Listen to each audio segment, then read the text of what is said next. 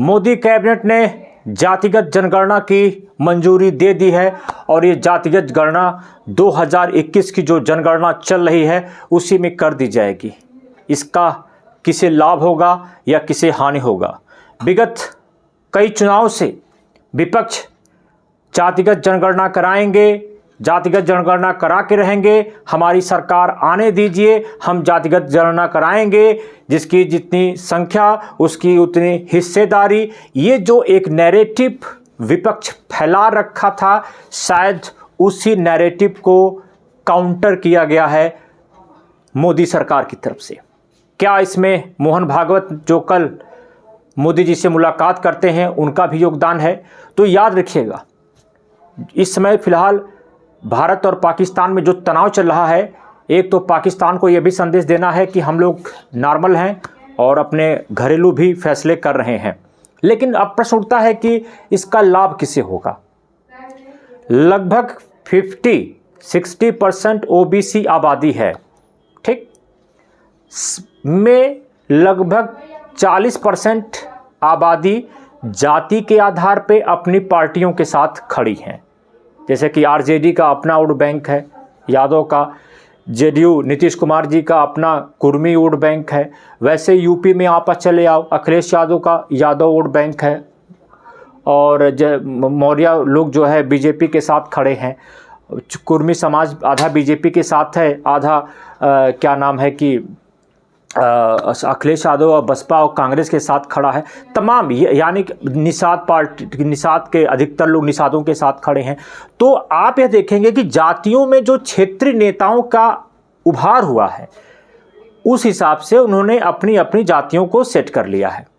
अब उन क्षेत्रीय नेताओं, जैसे यूपी की राजनीति को अगर आप नज़दीक से देखते होंगे तो आपके निषाद राज पार्टी है, सुभसपा पार्टी है, आप उधर चले जाओ बिहार में छोटी छोटी जातियों की पार्टियां हैं।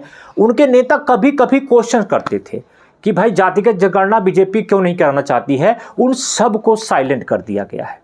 जी हाँ, अब जो इस दुविधा में थे कि बीजेपी जातिगत जनगणना नहीं करा रही है, बीजेपी ओबीसी विरोधी है, वो वोटर फ्लैक्चुएट होगा। वो वोटर कैसे फ्लैक्चुएट होगा? क्योंकि मोदी जी खुद ओबीसी हैं, नंबर 1।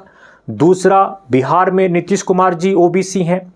तीसरा, चूँकि ये निर्णय भी बिहार इलेक्शन से पहले हुआ है। और तीसरा क्या है, जो हमारी राष्ट्रपति हैं वह एक जनजाति से आती हैं।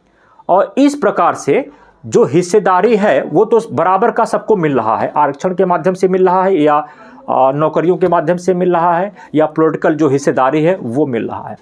इससे जो विपक्ष खामोश हो गया है। विपक्ष कैसे खामोश हो गया?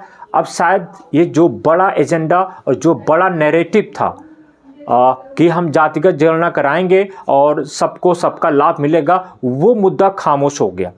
अब विपक्ष के पास कोई बड़ा मुद्दा नहीं रह गया है।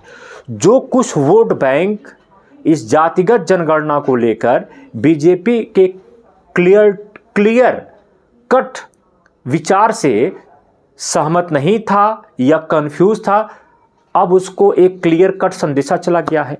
यानी कि वो फ्लैक्चुएट वोटर होते हैं जो किसी मुद्दे को लेकर कभी किसी पार्टी में चले जाते हैं, कभी किसी पार्टी में चले जाते हैं। इनकी संख्या 10% से बिलो होती है। अब सोचिए कि अगर उसमें से 7% भी बीजेपी के पास वापस आ गया इस जातिगत जनगणना को लेके, तो इसका जो लाभ है सीधे बीजेपी उठाएगी। क्योंकि अब आप लोग कहेंगे कि हमने बीजेपी को झुका दिया, ये कर दिया, वो कर दिया। भाई, सब कुछ सही है।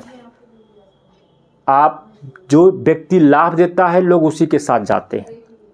आपने झुका दिया, बीजेपी झुक गई, ये सारा कुछ नॉर्मल चीज़ें हैं। लेकिन आपको ये सोचना होगा कि ये बीजेपी कार्य करने जा रही है, इसलिए उसका पूरा का पूरा लाभ भी बीजेपी उठाएगी। यदि आप हमारी बात से सहमत हों तो चैनल को सब्सक्राइब करें, लाइक करें, शेयर करें।